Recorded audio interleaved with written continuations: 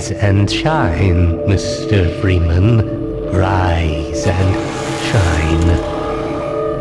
Not that I wish to imply you have been sleeping on the job.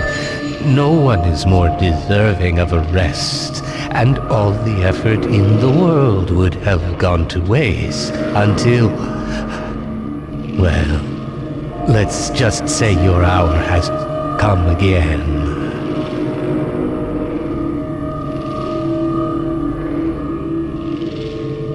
The right man in the wrong place can make all the difference in the world.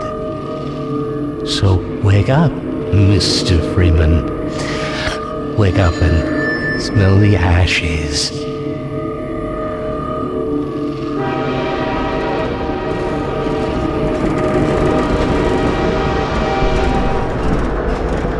I didn't see you get on.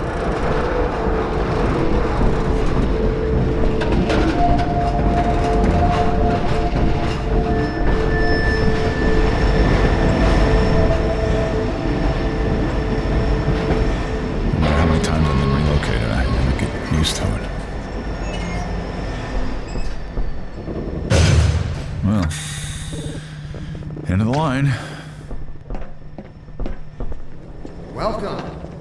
Welcome to City 17. You have chosen, or been chosen, to relocate to one of our finest remaining urban centers. I thought so much of City 17 that I elected to establish my administration here, in the citadel so thoughtfully provided by our benefactors. I've been proud to call City 17 my home. And so, whether you are here to stay or passing through on your way to parts unknown, welcome to City 17. It's safer here. I'm Gabe Newell, and welcome back to Half-Life 2. It's been a long 20 years since its release. In this anniversary update, we've tried to respond to as many of the community's requests as possible. And while this might not be the absolute number one request from fans, I often hear how much people would like a commentary mode, so we're excited to finally make that happen. Not only was it a challenge to remember many of the details of Half-Life 2's development, but it's not easy to crack open decades-old computer code and wonder what the hell you were thinking way back then. Along with the dev commentary, we've cleaned up a bunch of old bugs and tried to leave things in better shape than we found them. And at least this time, we had the luxury of knowing how things turned out in the end. To listen to a commentary node, put your crosshair over the floating commentary symbol and press your use key. To stop a commentary node, put your crosshair over the rotating node and press the use key again. And please, let me know what you think. You can reach me at gaben@valvesoftware.com. Thanks, and have fun. It's safer here.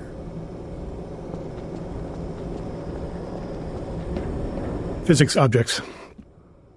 It might be hard to remember it now, but back when Half-Life 2 came out, small objects in games, like these bits of trash, were usually static, as in they didn't really move, or if they did, it was in a very simple way. If you were lucky, they might break apart into some sprites if you hit them. One of the goals for this initial train station section was to really make it clear to players that these kinds of things were properly, physically, actually being simulated in Half-Life 2. They could be picked up, dropped, thrown, broken, moved by other forces, you name it. Here we're starting with just a small thing, showing that trash is being blown by the arrival of the train, or, more specifically, an invisible volume that's triggered by the player leaving the train.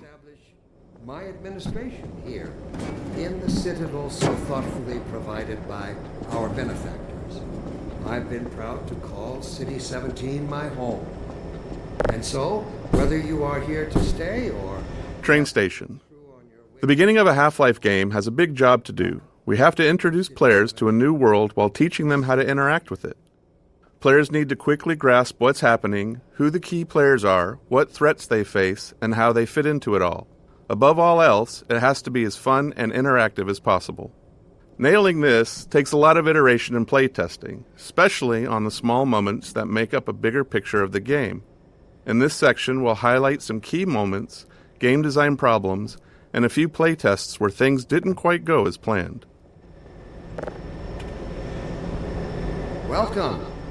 Welcome to City 17. You have chosen or This stuff, been it's all I chosen have to left. relocate to one of our finest remaining urban All right, I'm centers. moving. Jeez.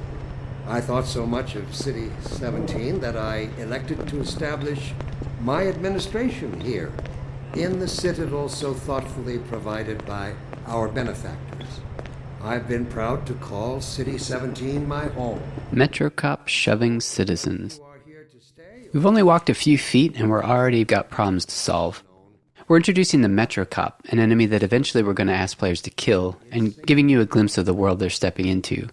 It's a simple, clear moment that shows the relationships between the Metro Cops and citizens, and by extension, the player.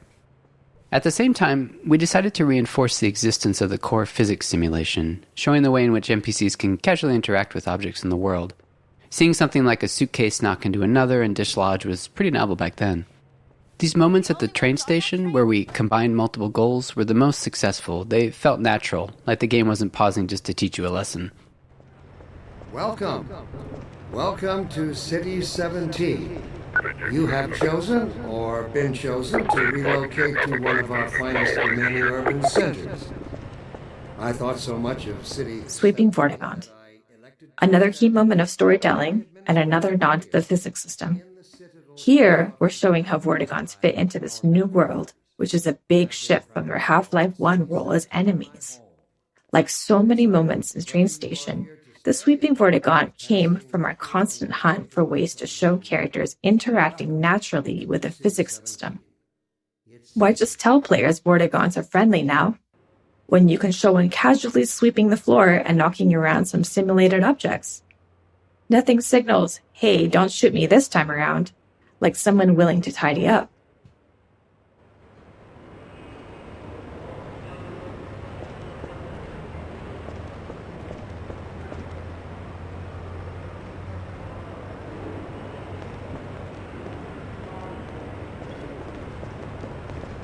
Welcome. Welcome to City 17. You have chosen or been chosen to relocate to one of our finest remaining urban centers. I thought so much of City 17 that I elected to establish my administration here, in the citadel so thoughtfully provided by Citizens. When it came time to design the human citizens of City 17 and the world outside the city, we chose to include a variety of races, ages, and genders. This not only provided narrative context for the Combine's enslavement of all of humanity, but it was also important to us that anyone playing the game could see themselves represented in the Resistance, with everyone on Earth united against the Combine. While we found a number of candidates to use as reference in creating these citizens through our daily lives and connections, we ultimately resorted to advertising in the Seattle Times classifieds to reach the desired range of faces that we'd envisioned. Overwatch stopped our train in the woods Welcome. and took my husband for Welcome questioning. to City 17. They said he'd be on the next train. You have chosen I'm or not been sure when that chosen was. to relocate They're to one of they're our being nice finest though, remaining letting urban me wait centers. for him. I thought so much of City 17 that I elected to establish my administration here, in the citadel so thoughtfully provided by our benefactors. I've been proud to call City 17 my home. And so, whether you are here to stay or passing through on your way to parts unknown, welcome to City 17. It's safer here. Natural storytelling. To achieve our world-building and storytelling goals throughout the train station, we needed a natural way to deliver dialogue without it feeling too gamey or requiring tutorials. We noticed players often approached NPCs to get a closer look, so we turned that into an opportunity for the NPCs to acknowledge the player and deliver their lines. This kept interactions low-key, which was essential since the citizens aren't exactly too cheerful or lively. The simplicity of this approach also aligned with one of Half-Life's core storytelling goals, making the narrative responsive to the player's interest. Some players want to dig into every detail, while others just want to know what to do next. Giving players control over how much story they want to engage with, without it blocking progress, is a goal we always try to maintain in a Half-Life game. Plus, The less complicated a feature is to implement, the more of it we can include. It's safer here. Don't drink the water. They put something in it to make you forget. I don't even remember how I got here. They're always departing, but they never arrive. And the ones that do arrive, they never leave. You never see them go. They're always full. No one ever gets on, but they're always departing, but they never arrive. And the ones that do arrive, they never leave. You never see them go. They're always full. No one ever gets on, but they're always departing, but they never arrive. Welcome. And the ones that do arrive, they never leave. You never see them go. They're always full. No one ever gets on, but they're always departing, but they never arrive. And the ones that do arrive, they never leave. I thought so much You never of see them City go. They're always 17 full. that I Never elected gets to on, but they're establish always- my administration here in the citadel so thoughtfully provided by our benefit. I see they took your suitcase too. I've been They can't get proud away to with this call much longer. City 17 my home. And so, whether you are here to stay or passing through on your way to I'm working up the nerve to go on. welcome to City 17. It's safer here. Dr. Breen again? I was hoping I'd seen the last of him in City 14. I wouldn't say that too loud. This is his base of operations.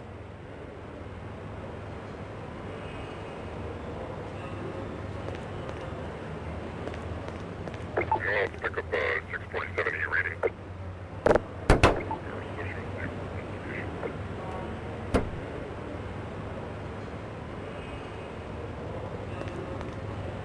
Welcome. Welcome to City 17. You have chosen Early tech planning. Shipping a game always teaches us a lot. We finally get to find out which choices we made were good ones, and which were ones we should do differently next time. So after Half-Life 1, when we sat down to start thinking about what kind of sequel we could build, we had all kinds of player feedback to digest. From it, we tried to build a master list of things that Half-Life 2 was going to focus on. We didn't try to design a specific player experience. Instead, we found it more useful to approach the question from a technological standpoint. Black Mesa's security guards and scientists had worked well. What could we do if we pushed it really, really hard on characters? We liked our interactive storytelling. What could we build that would allow us to do even more of it, and a greater variety? The exploration and interaction with the Black Mesa was compelling to players. Maybe a physics system would allow us to take that further. In all these areas, we tried to imagine the best version of it could look like years in the future, and bulk solve from that a set of technological steps that might get us there.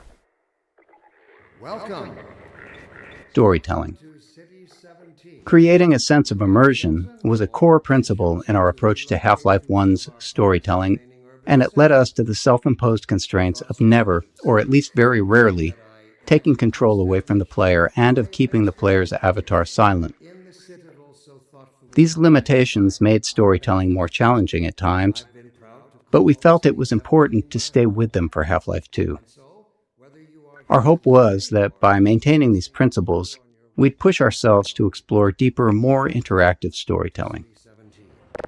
It's safer here.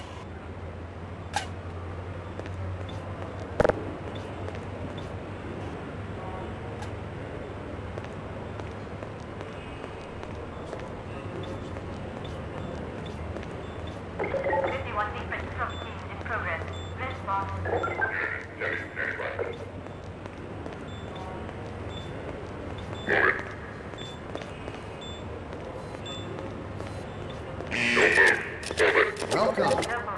Welcome to City 17. You have chosen or been chosen to relocate to one of our finest remaining urban centers.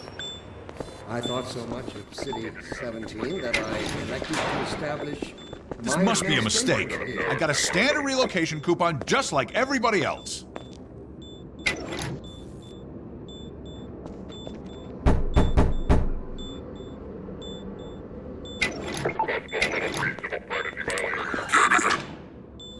Characters. In Half-Life 1, security guards and scientists could best be described as archetypes, not individuals. They were abstractions of characters that matched the visual fidelity we could achieve at the time. But as our technology improved with Half-Life 2, we saw an opportunity to move beyond abstractions. The increased visual fidelity of the character models combined with improvements in animation, made us believe we could focus on creating individual characters, people you would actually care about. We allowed ourselves to write real dialogue and have characters deliver it in a way that felt realistic enough for players to not think about them as pawns in a video game, and hopefully propel our narrative forward.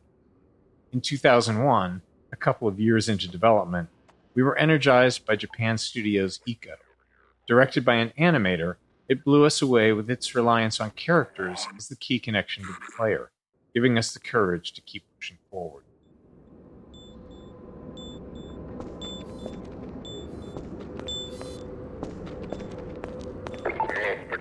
I'm good. Back up. I'm gonna need me some privacy for this. About that beer I owed you. It's me, Gordon, Barney from Black Mesa. Hey, sorry for the scare. I had to put on a show for the cameras. I've been working undercover with civil protection. I can't take too long or they'll get suspicious. I'm way behind on my beating quota. Yes, Barney, what is it? I'm in the middle of a critical test. Sorry, Doc, but look who's here. Great Scott! Gordon Freeman! I expected more warning. Yeah, you and me both, Doc. He was about to board the express to Nova Prospect. Well, Barney, what do you intend? I'm thinking. Alex is around here somewhere. She would have a better idea how to get him here. Well, as long as he stays away from checkpoints, we should be okay. Listen, I gotta go, Doc. We're taking enough chances as it is. Very well. And, Gordon, good to see you. Okay, Gordon. You're gonna have to make your own way to Dr. Kleiner's lab. Oh, man, that's what I was afraid of. Get in here, Gordon, before you blow my cover. Pile up some stuff to get through that window and keep going till you're in the plaza. I'll meet up with you later. Blocking tutorials. At times, we need to be certain the player has learned something, and the standard method, at least in game development, not in life, is to trap them behind a gate of some kind, where the player must demonstrate their knowledge to be able to continue. We try to disguise these gates as something natural, so it doesn't feel like the game has come to a halt. Of course, time, resources, or the environmental context itself can make that tricky. In this case, we needed to teach the players how to move objects, so a simple stacking puzzle seemed like the best solution. We tested more complex designs, but they ended up being less effective at teaching the actual thing we needed the player to learn.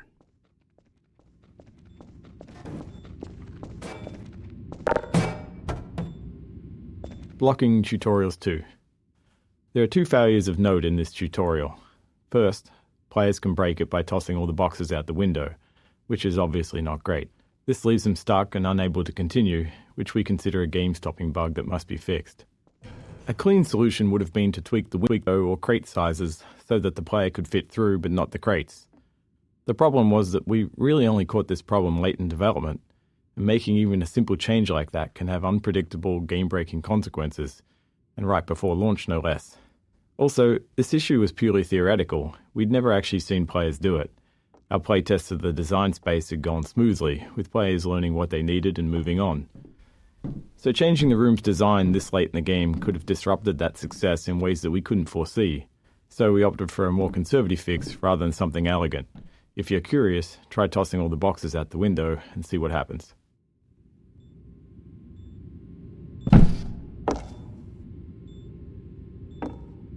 Blocking Tutorials 3. The second failure in this tutorial space is a case of misteaching, where we accidentally teach the players something we didn't intend. This can be hard to avoid without extensive playtesting, since the game is always teaching, even when it's not by design. We cover a more extreme example of this later in Train Station. Some cases of misteaching are critical to fix, like if the player learns the wrong way to use a weapon or interact with a common element of the game. But this one was more subtle. While teaching players to move objects, we also taught them to stack physics objects to escape a space. Normally that's fine, except we don't deploy that puzzle later in the game, and teaching something irrelevant just clutters up their mental toolkit and makes it harder to readily keep useful things in mind later on. Worse, stacking objects to escape the play space become a problem later on, something we had to actively prevent in multiple areas. With so many physics-based objects in the game, blocking this behavior without putting ceilings everywhere wasn't really an option. In the end, we hoped players wouldn't overthink this early lesson, and when playtests showed players getting stuck later on, we made sure not to remind them of it.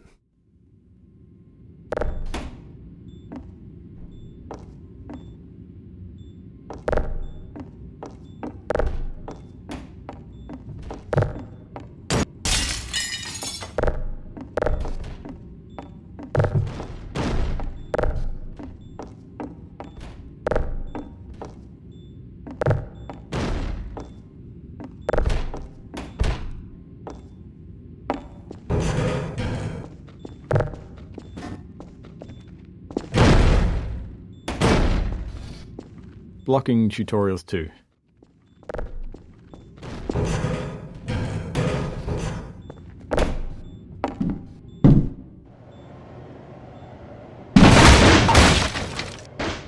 Fall damage. Teaching players how to do things is an essential thing for the game to do, but for them to make confident decisions, they also need to understand the more subtle rules.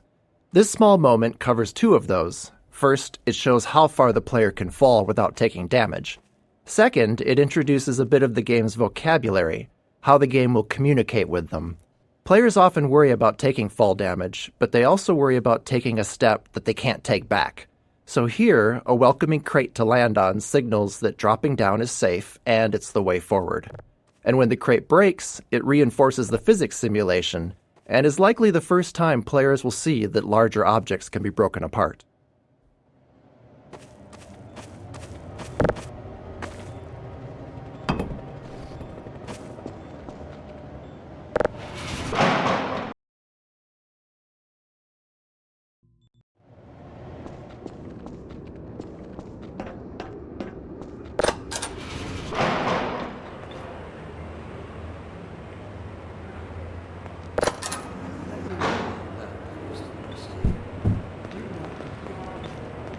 Has the seen fit to suppress all reproductive sound? Sincerely, a concerned citizen. Thank you for writing, concerned. Pick up that can. Contextualizing tutorials, creating a story scenario in which they happen, lets us do more than just stop the game to teach players something. We get to add narrative value to the moment. Here, teaching the player how to throw objects is combined with a narrative setup that gives them a choice in how to respond. After watching the Metro cops casually abuse citizens, it felt right to put the player in a similar position next. If they had opinions on how the citizens should have reacted, now they get to express them. Playtesting showed most players either complied or refused the request to pick up the can, but some tried to avoid the confrontation entirely. Others would comply initially, then retaliate after feeling humiliated. By keeping the moment relatively constrained, in both terms of player actions and the space itself, we could generally react appropriately to whatever choice they made. Rethinking and revision of our genetic appearance. It also requires planning and forethought that run in direct opposition to our neural precepts. I find it enemy is instinct. Instinct was our mother. Instinct coddled us and kept us safe for those terrible years when we opened our sticks and cooked our first meals and started at the shadows that leapt upon the cavern's walls. But inseparable from instinct is its superstition. Instinct is inextricably bound to unreasoning impulses, and today we clearly see its true nature. Playtesting. Playtesting is a core part of how we make games. We can never fully predict how players will respond or what they'll take away from what we've built. So we test to learn and hopefully improve. During a playtest, we don't guide or talk to the player, even if they're stuck, as it's extremely unlikely that we'll be sitting there next to the player once the game ships. Our goal is for testers to forget that they're playtesting altogether and play as if they're at home. Any interruptions risk skewing the data, So we only step in if there's a bug that's blocking progress, or more rarely, if their behavior is so confusing that we need to understand what they're thinking. It must be fought tooth and nail, beginning with the basest of human urges, the urge to reproduce. We should thank our benefactors for giving us respite from this overpowering force. They have thrown a switch and exercised our demons in a single stroke. They have given us the strength we never could have summoned to overcome this compulsion. They have given us purpose. They have turned our eyes toward the stars. Let me assure you that this pressing thing will be shut off on the day we have ourselves, the day we can prove we no longer need it. And that day of transformation, I have it on good authority, is close at hand.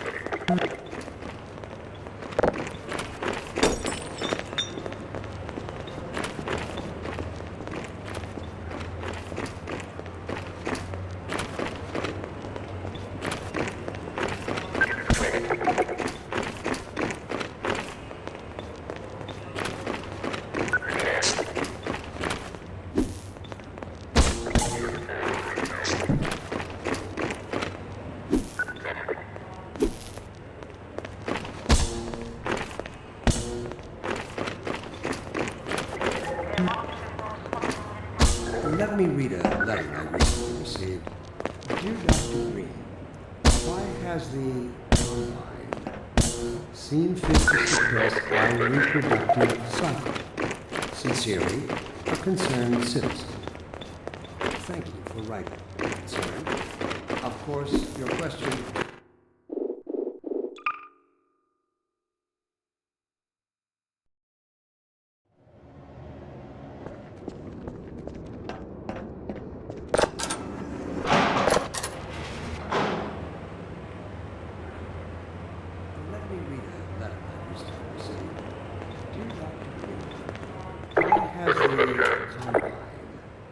Seem fit to suppress our reproductive cycle.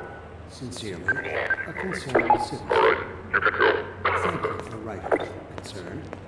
Of course, your question touches on one of the basic biological impulses. With all its associated hopes and fears for the future of the species. I also detect... Pick up that can. Contextualizing tutorials, creating a story scenario in which they happen, lets us do more than just stop the game to teach players something. We get to add narrative value to the moment. Here, teaching the player how to throw objects is combined with a narrative setup that gives them a choice in how to respond. After watching the Metro cops casually abuse citizens, it felt right to put the player in a similar position next. If they had opinions on how the citizens should have reacted, now they get to express them.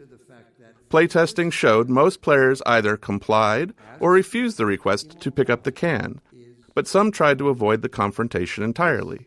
Others would comply initially, then retaliate after feeling humiliated. By keeping the moment relatively constrained, in both terms of player actions and the space itself, we could generally react appropriately to whatever choice they made. I find it helpful at times like these to remind... Playtesting. Playtesting is a core part of how we make games. We can never fully predict how players will respond or what they'll take away from what we've built. So we test to learn and hopefully improve. During a playtest, we don't guide or talk to the player, even if they're stuck, as it's extremely unlikely that we'll be sitting there next to the player once the game ships. Our goal is for testers to forget that they're playtesting altogether and play as if they're at home. Any interruptions risk skewing the data. So we only step in if there's a bug that's blocking progress, or more rarely, if their behavior is so confusing that we need to understand what they're thinking. Instinct has just become aware of its irrelevance. And like a cornered beast, it will not go down without a blood... The line starts at the end. Instinct would inflict a fatal injury on our species. Instinct creates its own oppressors and bids us rise up against them. Instinct tells us that the unknown is a threat rather than an opportunity. Instinct slyly and covertly compels us away from change and progress. Instinct, therefore, must be expanded. It must be fought tooth and nail, beginning with the basis of human urges, the urge to reproduce. You'll have to wait your turn like everybody else. Factors for giving us respite from this overpowering force. They have thrown a switch and exorcised our demons in a single stroke. They have given us the strength we never could have seen. Early in a Half-Life game, one of our goals is to make promises to the player, giving them a sense of what to expect later on. From movies to TV shows and books, all great entertainment does this in some way, and video games are no different. The promises in a Half-Life game can take different forms. Some are simple, like offering just a glimpse of something intriguing. Others are more layered, like the interactions with Metro Cops. By putting the player in a powerless position against them, we set the stage for that future moment when they can finally get to retaliate.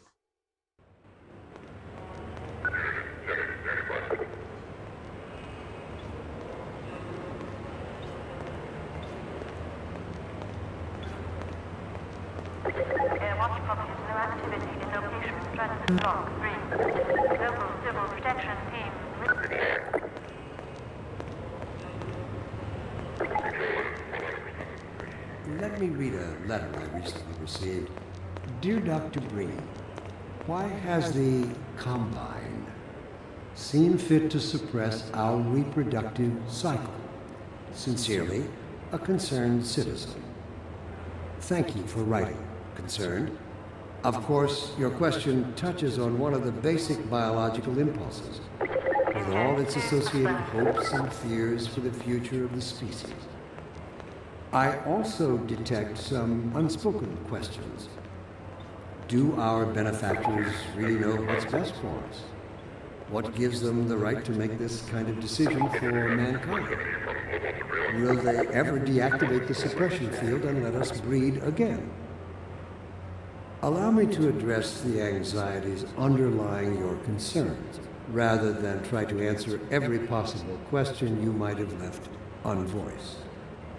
First, let us consider the fact that for the first time ever, as a species, immortality is in our reach. This simple fact has far-reaching implications. It requires radical rethinking and revision of our genetic imperatives. It also requires planning and forethought that run in direct opposition to our neural precepts. I find it helpful at times like these to remind myself that our true enemy is instinct. Instinct was our mother when we were an infant species. Instinct coddled us and kept us safe in those hardscrabble years when we hardened our sticks and cooked our first meals above a meager fire and started at the shadows that leapt upon the cavern's walls.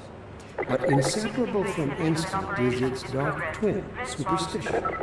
Instinct is inextricably bound to unreasoning impulses, and today we clearly see its true nature. Instinct has just become aware of its irrelevance, and like a cornered beast, it will not go down without a bloody fight. Instinct would inflict a fatal injury on our species.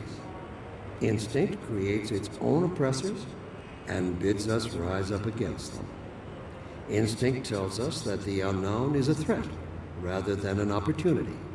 Instinct slyly and covertly compels us away from change and progress. Instinct, therefore, must be expunged. It must be fought tooth and nail, beginning with the basest of human urges, the urge to reproduce. We should thank our benefactors for giving us respite from this overpowering force. They have thrown a switch and exorcised our demons in a single stroke. They have given us the strength we never could have summoned to overcome this compulsion. They have given us purpose. They have turned our eyes toward the stars. Let me assure you that the suppressing field will be shut off on the day that we have mastered ourselves, the day we can prove we no longer need it. And that day of transformation I have it on good authority. He's close at hand.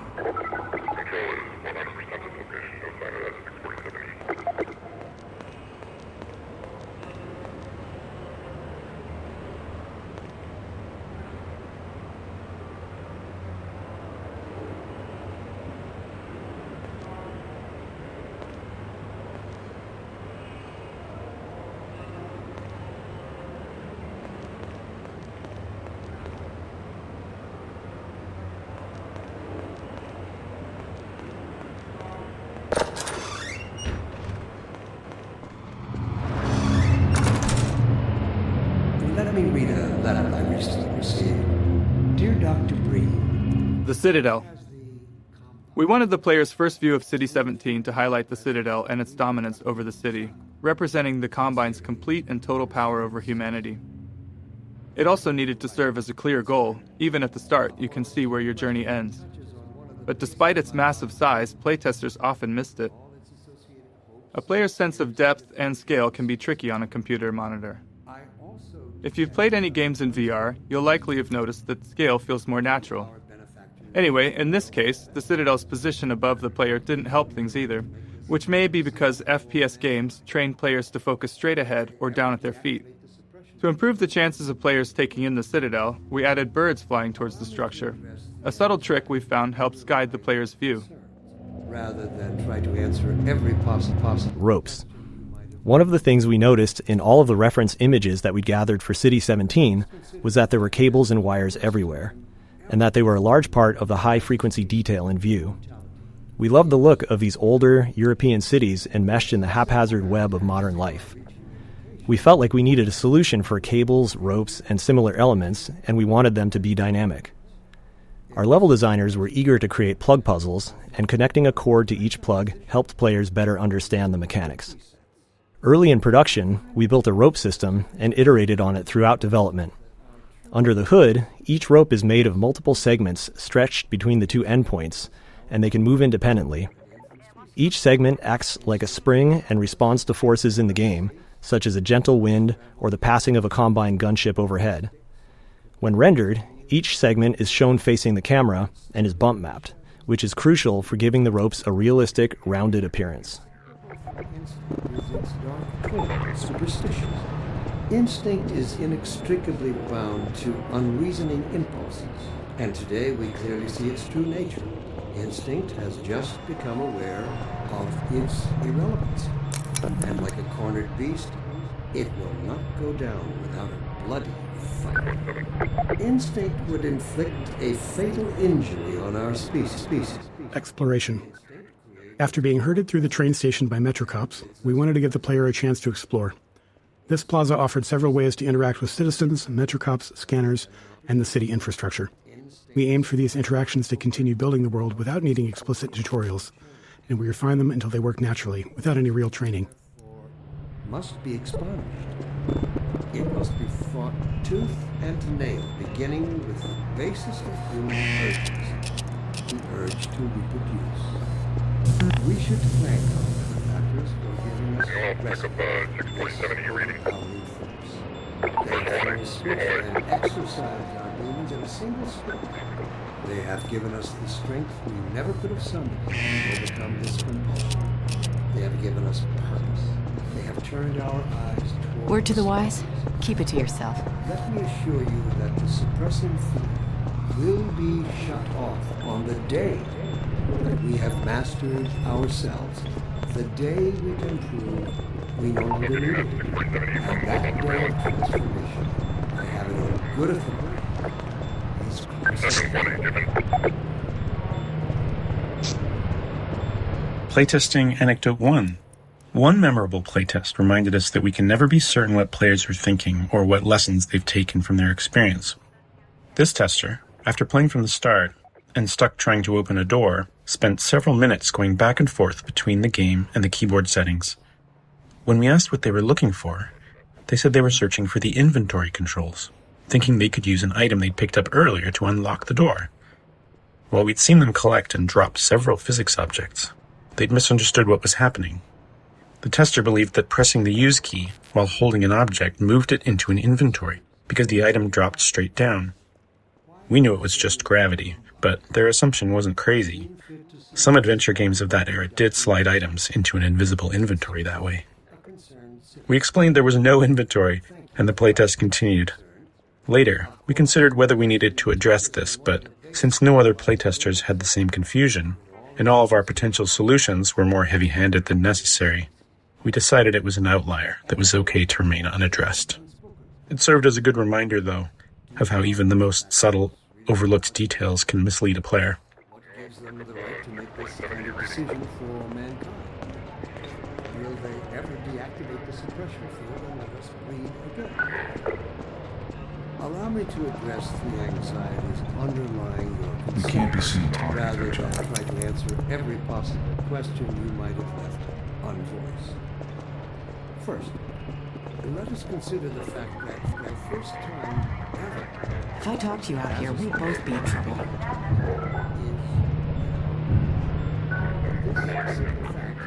Strider. This simple moment is a promise that you'll encounter this enormous thing later in the game. Even an uncomplicated scene such as this really does require a lot of playtesting and iteration because of Half-Life's goal of not taking control away from the player. As you can imagine, it takes a lot of small tweaks to ensure that as many players as possible are looking at the right place at the right time here.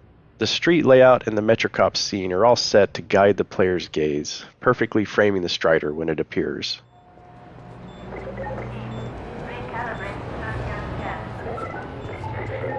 Early game exploration. Up until this plaza, the player likely hasn't had to think much about their path, as it's been clear and straightforward. But here, we wanted to encourage exploration, which meant making the way forward less obvious, which can produce a feeling of being lost or, worse, confused, as you might expect. These kinds of shifts can be tough, especially early in the game, when the player is still learning the game's guidance cues. Here, it's further complicated by force-fielded checkpoints, which allow NPC citizens to move through, but restrict the player, leading many playtesters to believe that there was a way to bypass them. Ultimately, it was extensive testing that helped us find the right visibility for the alley forward, using lighting, layout, and a wooden crate, an object players have already used as a sign they're headed in the right direction, all to subtly guide them forward.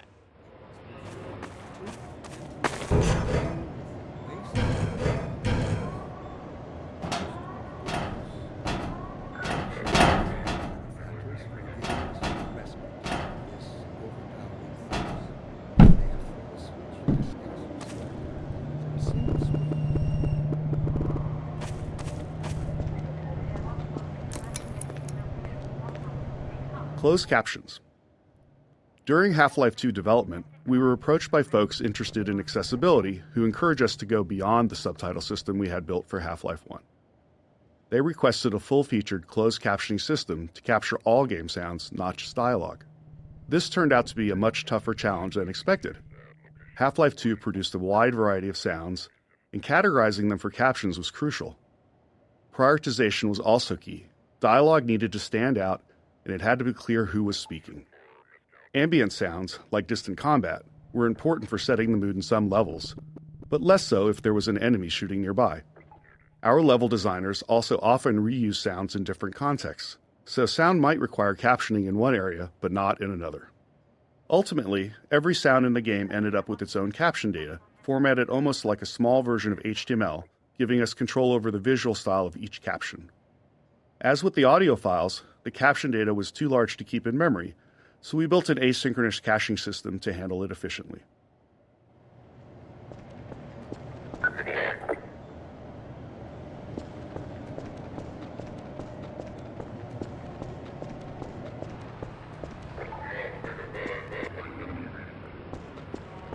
This is how it always starts. First the building, then the whole block. They have no reason to come to our place. Don't worry, they'll find one.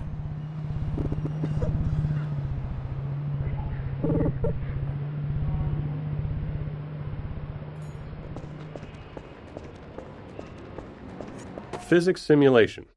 Even though we began Half-Life 2 with a functional third-party physics simulation, it still took us years of additional work both on the simulation itself and its integration into the game until we felt like we could meet our designers' ambitions. Maintaining a shippable level of quality and performance was something we knew would be a challenge along the way, but the more subtle issue was actually figuring out what to simulate and to what extent. We can't simulate everything, and even if we could, there are game design reasons why the experience is better when we don't. In many cases, we deliberately bend the simulation to improve the player's experience. These adjustments usually go unnoticed because they align with player intentions. For example, we disable collisions between the player and large objects to let them turn in narrow spaces, or we tweak the Combine rifle's alternate fire to gently guide the Combine ball toward enemies, making it more effective.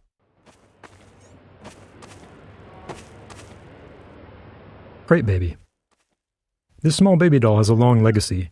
During the long months of internal testing, some of the team turned it into a challenge, a way to make the 47th playthrough of a game a bit more fun. They'd place the doll inside of a nearby blue crate and see how far they could carry it throughout the game. After Half-Life 2 launched, the community started carrying Crate Baby as well, adding their own stories and rules to the mix. A few years later, while working on Episode 2, this was the inspiration for the Little Rocket Man achievement, where players had to carry a garden gnome dubbed Gnome Chomsky throughout the entire episode. Chomsky even made a comeback for Left 4 Dead 2 in the Garden Gnome achievement, where players had to carry him through the Dark Carnival campaign. These kind of interactions with players are some of the most rewarding parts of game development. We design games with theories in mind, but you never really know where things are going until players get their hands on it. Physics Simulation 2. Areas where game design or other constraints impacted the physical simulation often required extra tuning to keep the simulation from blowing up. As an example, early on we experimented with increasing the simulation on the player entity, which is to say, make player movement much more a part of the physical simulation of the world. We knew this might make movement feel less precise, but hoped it could lead to some novel experiences. However, after tuning the movement to match the less simulated version, we hit a major problem. The physical force needed for the player to move at their usual speed was so high that simply running into other simulated objects could result in death from the impact. We iterated on it, but ultimately couldn't find a solution we liked, and reverted to the less simulated movement. However, this wasn't exactly the easier path. It introduced new challenges with how the less simulated player interacted with the more simulated objects in the game. But it did allow us to deliver the precise movement experience we wanted.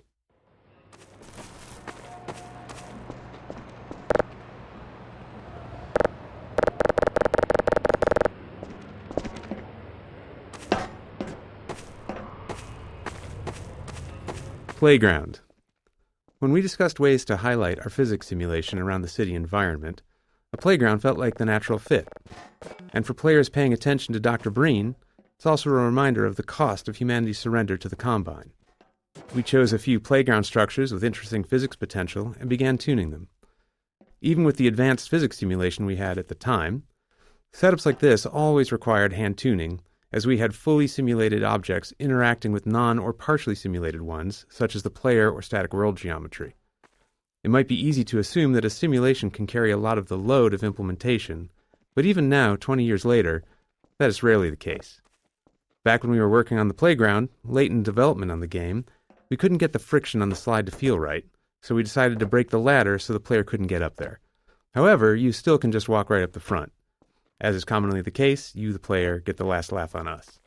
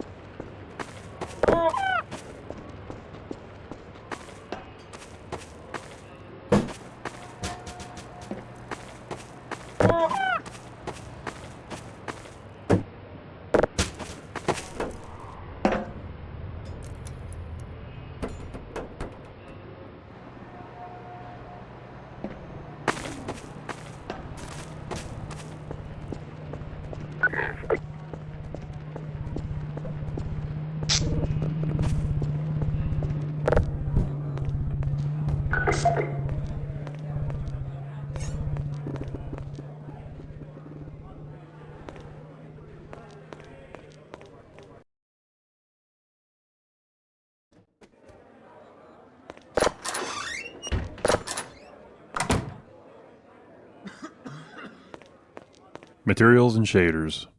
Half-Life 2 came out in the midst of a significant shift in 3D graphics, where the industry moved from textures to materials and shaders. In Half-Life 1, every surface had a texture, essentially an image wrapped onto the polygons of the surface. But by Half-Life 2, just 5 years later, every surface had both a material and a shader. The shader was a lump of code that customized how the surface was rendered. The material defined properties for how the surface behaved physically and how it responded to gameplay features. It also held references to textures and other parameters for the shade. Materials and shaders. Half-Life 2 came out in the midst of a significant shift in 3D graphics, where the industry moved from textures to materials and shaders. In Half-Life 1, every surface had a texture, essentially an image wrapped onto the polygons of the surface. But by Half-Life 2, just 5 years later, every surface had both a material and a shader. The shader was a lump of code that customized how the surface was rendered. The material defined properties for how the surface behaved physically and how it responded to gameplay features. It also held references to textures and other parameters for the shader to use for rendering. As a result, artists and designers had much more control over how things looked and behaved. However, this came with a trade-off. Half-Life 1 could run on a computer with only a CPU, but Half-Life 2 required a GPU because the computations needed for materials and shaders were specifically designed for GPU hardware. The refracting glass door here is a clear example of a custom shader, but every surface in the scene is actually running a shader of some kind.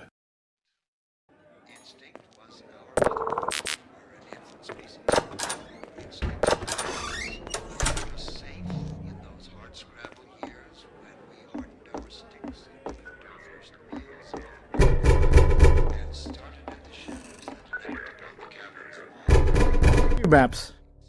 With the addition of materials and shaders, we needed a solution for reflective surfaces like glass and steel. These surfaces had to know what to reflect, but in 2003 we couldn't do any of that rendering in real time, so we developed the cube map system for pre-computed reflections. A cube map is a set of 6 images on the inside of a cube, capturing the environment in every direction, like a panoramic photo that surrounds you on all sides. Level designers placed invisible marker entities throughout the levels, and during map compilation, we generate a cube map at each marker. Then, during gameplay, when rendering a reflective surface, we locate the nearest pre-computed cube map to create the reflection.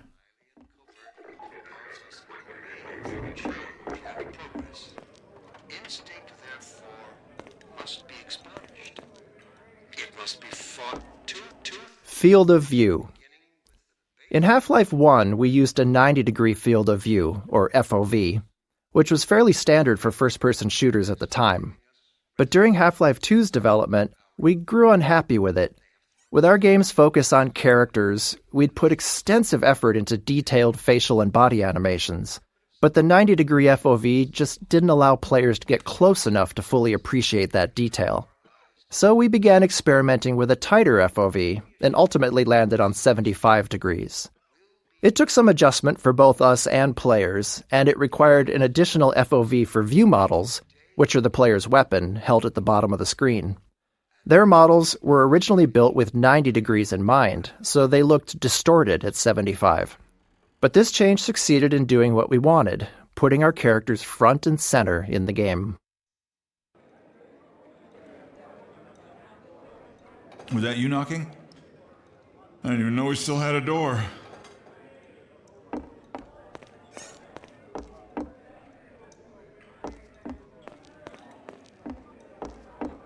Reference maps. I thought you were a cop. As our characters grew more lifelike between Half-Life 1 and Half-Life 2, we wanted the game world to feel equally realistic. In Half-Life 1, the limitations of first-person games often made it easier to lean on stylized or abstracted environments. But with Half-Life 2, we set out to create a setting that felt grounded in reality, which meant focusing on a lot of small details we hadn't before.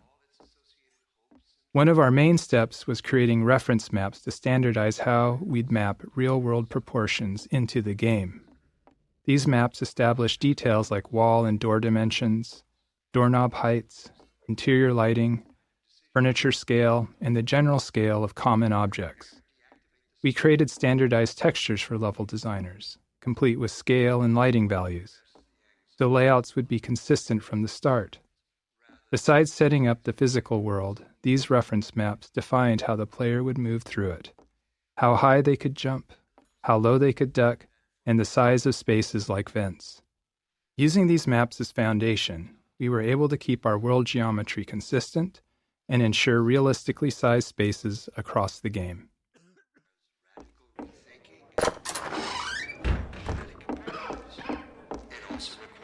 This doesn't look good. They're definitely coming in here.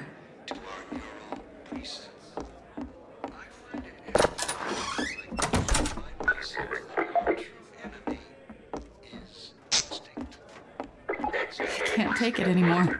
It's gonna be okay. What are we going to do? Let's think of something.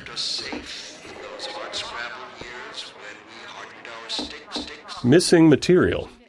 Early on in developing our low-level graphics code, we realized it would be difficult to spot polygons that weren't rendering due to a missing texture. When this happened, you typically just see black where the polygon should be, which could easily go unnoticed in darker scenes. To catch this bug more reliably, we created an error texture that would be visually unmistakable and generated automatically whenever a texture failed to load. This gave rise to the now iconic purple and black checkerboard texture, which has since taken on a life of its own well beyond Half-Life 2.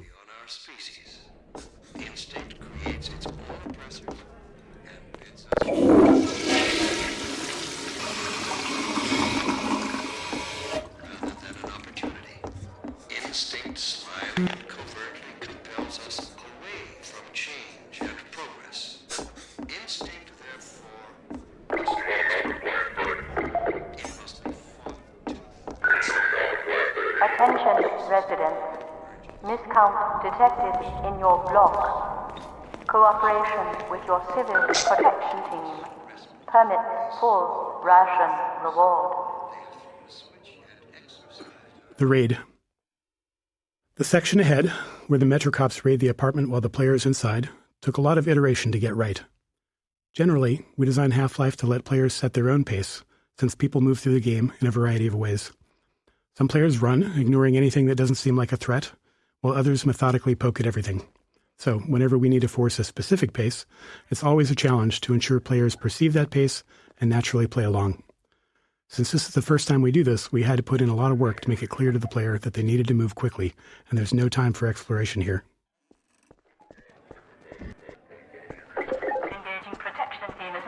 Hey, you! In here! The Raid 2. In addition to making sure the player felt the pressure to move forward, we had to ensure the raid itself was foolproof. There couldn't be any way for the player to avoid it or double back past the Metro Cops. The real challenge wasn't that players would try to break the scene, but that many would panic and run in random directions once they realized they were under threat for the first time. This moment requires a delicate balance. We wanted a heart-pounding escape, the sense of real danger, but we wanted players to make it through on their first try and feel like they escaped by the skin of their teeth. To achieve this, we kept the path ahead clear and reminiscent to the one they had just taken through the previous floor. A series of carefully placed triggers controls the threats appearing ahead and behind, maintaining the pressure while still giving players enough time to stay ahead of their pursuers.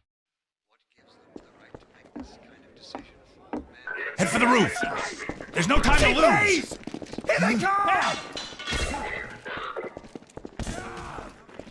Attention, residents. This block contains potential civil injections.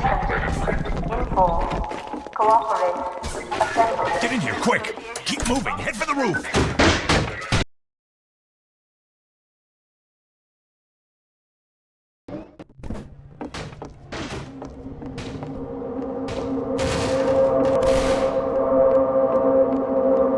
Health and no HUD. The rooftop chase sequence posed a unique design challenge. We didn't want it to be a true gameplay obstacle, and our best case was for players to make it through on their first try. But we still wanted to create the sense of real danger, where players felt legitimately threatened if they didn't keep moving. The challenge was that without the HEV suit, players don't technically have a heads-up display or HUD, which means no way to show damage or remaining health. After some experimenting, we created a special health system for this section, using a red glow around the screen to indicate damage. Players reacted as we hoped, taking it as a sign to keep moving, and the chase unfolded as intended. To top it off, we made health regenerate quickly so the glow wouldn't linger, reinforcing to players that running was indeed the right choice, and ensuring players weren't taken down by a stray bullet at the end just because they dawdled or hesitated earlier on.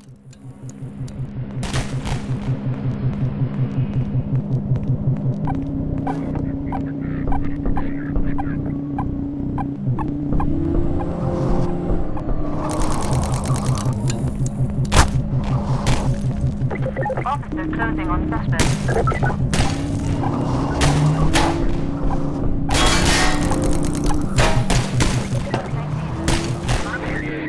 Playtesting Anecdote 2. In the upcoming section, we needed the player to be knocked down so Alex could save them. With limited time and resources, we simplified the encounter as much as possible, reusing existing systems and letting it play out like a normal combat sequence, with a custom event triggered when the player died. After a few playtests to fine-tune the timing, we moved on. But as we got close to shipping, we encountered a problem with a playtester who quick-saved constantly and immediately hit quick-load whenever they thought they'd failed. When a Metro cop hit them, they quick-loaded before Alex could step in, repeating this more than 10 times before we asked them to stop. At this stage of development, in the final bug-fixing phase, we had to limit ourselves to fixing only game-breaking issues, since even small changes could risk breaking something more important. Knowing this was a rare edge case, because most players had no trouble, we made a few conservative changes.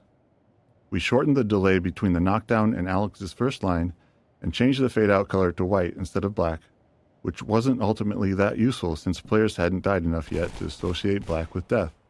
We considered disabling quick load for the few seconds that the scene plays out, but we were worried that could introduce a bug where quick load became disabled permanently.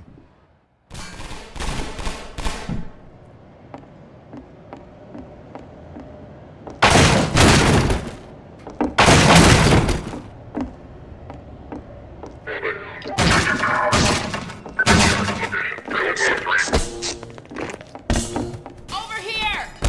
Ha! No, you don't!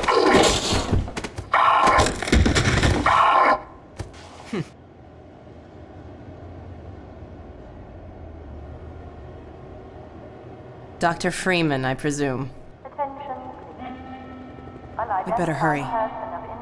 The Combine can be slow to wake, but once they're up, you don't want to get in their way. Dr. Kleiner said you'd be coming this way. I don't think it occurred to him that you might not have a map.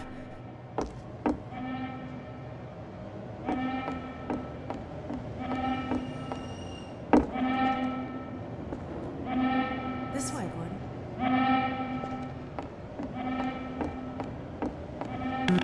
Alex. Nailing Alex's design was a big challenge. We wanted the player to both respect and care for her. Saving Eli was a key player goal midway through the game, and we knew that getting players to care about that goal would be easier if they also cared about Alex and her relationship with her father. We intentionally designed, wrote dialogue, and cast a voice actor for Alex to be savvy, capable, and relatable within the Combine-controlled world, while also making her attractive and charismatic. We aimed to avoid the objectification, exaggeration, and hypersexuality that many games of the 2000s featured, as we felt that would undermine our goals for her character.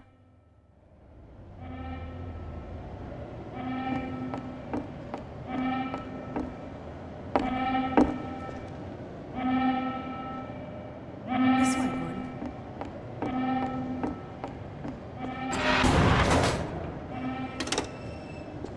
I'm Alex Vance. My father worked with you back in Black Mesa. I'm sure you don't remember me, though. Man, a few words, aren't you? NPCs on elevators. We often spend a significant amount of time solving problems that players might not even notice.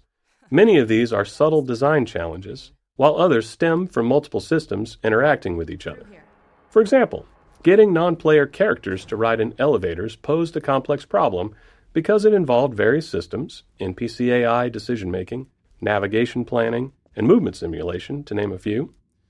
Additionally, the elevator itself had its own simulation requirements unrelated to NPCs. One of the more subtle challenges came from the fact that we simulate NPCs at a slower rate than we simulate elevators. This meant that NPCs on a descending elevator would simulate to make sure they were properly standing on the elevator, and then the elevator would simulate a few times, each time moving further down the elevator shaft, subtly leaving the NPC behind. Shortly after that, the NPC would simulate a second time and pop itself down on the elevator floor once again. You can imagine that it was hard to take Alex seriously when she was constantly falling down in small increments while talking to you. This way, Gordon. Interactive storytelling. When we started on Half-Life 2, storytelling in games was generally either high fidelity and linear or low fidelity and interactive. We knew players had seen high-quality storytelling in games, but they'd never been placed right in the middle of it, able to watch it unfold around them, interact with it, and examine any part closely. While that goal excited us, we didn't yet know how it would work or what kind of technology we'd need to make it happen. We had built a variety of storytelling technology in Half-Life 1, but it was mostly presented in front of the player and lacked the interactivity and fidelity we were aiming for. So Kleiner's lab became the section of the game we used as a testbed to figure out how our interactive storytelling would actually function.